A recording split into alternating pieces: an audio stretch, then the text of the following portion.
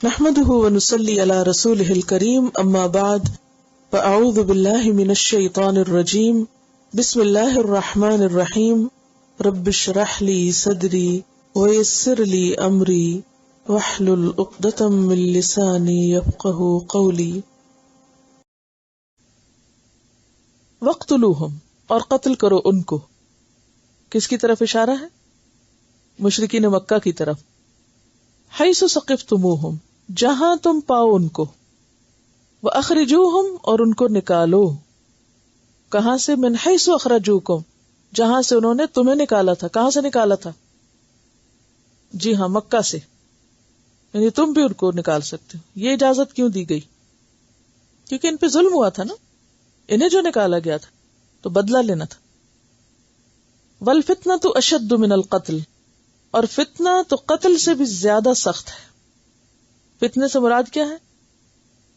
دین سے روکنا. یعنی یہ اہل مکہ جو تمہیں دین سے روکتے ہیں اور دین کی وجہ سے تم سے جنگ کر رہے ہیں، تو اس ظلموں سے تم کو ختم کرنا ہوگا. کیونکہ قتل اگرچہ برا ہے مگر فتنہ اس سے بھی برا ہے، یعنی پرسیکیوشن اور بھی بری ہے. وَلَا تُقَاتِلُوهُمْ عِنْدَ الْمَسْجِدِ الْحَرَامِ، اور دیکھو اگر تمہیں اپنے دشمنوں سے لڑنا ہی ہے تو تم مسجد حرام کے پاس جا کے نہیں لڑو گے. حَتَّى يُقَاتِلُوكُمْ فِيهِ، حتیٰ کہ وہ تم سے لڑیں وہاں پر. یعنی اگر وہ وہاں لڑیں گے تو تمہیں وہاں بھی پھر لڑنا پڑے گا، ادروائز نہیں. یعنی حرم کے علاقے میں جنگ کرنا، خون بہانا ممنوع ہے. لیکن اگر کوئی اور حرمت پامال کر رہا ہے تو پھر حرمتوں کا بھی بدلہ ہے. فَإِنْ قَاتَلُوكُمْ فَاقْتُلُوهُمْ، پھر اگر وہ تم سے لڑیں تو تم بھی ان کو مار سکتے ہو. كَذَلِكَ جَزَاءُ الْكَافِرِينَ، یہی جزا ہے انکار کرنے والوں کی، کافروں کی.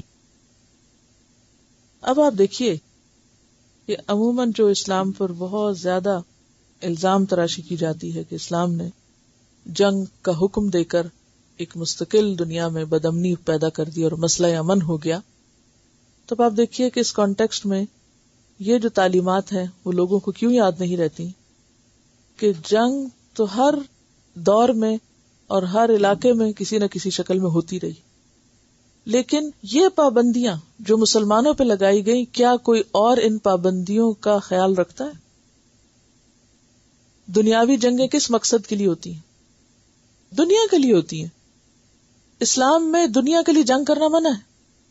اگر کوئی شخص دنیا کی خاطر جا رہا ہے اور بظاہر مجاہد اپنے آپ کو کہہ رہا ہے تو کہنے سے کوئی مجاہد نہیں ہوگا.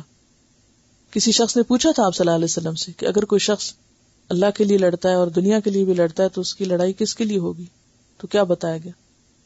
آپ نے کیا فرمایا تھا کہ جو شخص ایسا ہو کہ جس کی نیت یہ ہو کہ کلمۃ اللہ العلیٰ، اللہ کا کلمہ بلند ہو، فہو فی سبیل اللہ، صرف وہ اللہ کے راستے میں، یعنی جو اس لیے گھر سے نکلے گا کہ میں صرف اللہ کے کلمے کو بلند کرنے جا رہا ہوں، اس کی جنگ جہاد شمار ہوگا. اور جو اس لیے نکلا کہ لوگوں کے ریسورسز پہ قبضہ کروں یا اور مال و متاع لوٹوں، تو وہ جہاد نہیں کہلائے گا، یہ فی سبیل اللہ نہیں ہوگا. اور پھر کس کے ساتھ لڑو؟ ہر ایک کے ساتھ نہیں. الذین یقاتلونکم، جو تم سے لڑتے ہیں. اب اس میں کیا زیادتی کی بات ہے کہ جو تم سے لڑتا ہے تم اس سے لڑ سکتے ہو؟ یہ انصاف کی بات ہے یا زیادتی کی بات ہے؟ انصاف کی بات ہے. اور پھر جہاں اجازت دی وہاں ساتھ ہی کا بھلا تھا تو دیکھو لڑتے ہوئے بھی زیادتی نہیں کرنی، حد سے نہیں بڑھنا، کیونکہ اللہ کو ایسے لوگ پسند نہیں ہے. چاہے معاملہ دشمن کے ساتھ ہو پھر بھی اللہ کو کیا پسند ہے، اللہ کیا چاہتا ہے؟ عدل و انصاف اور زیادتی سے پرہیز، زیادتی نہیں کرنی.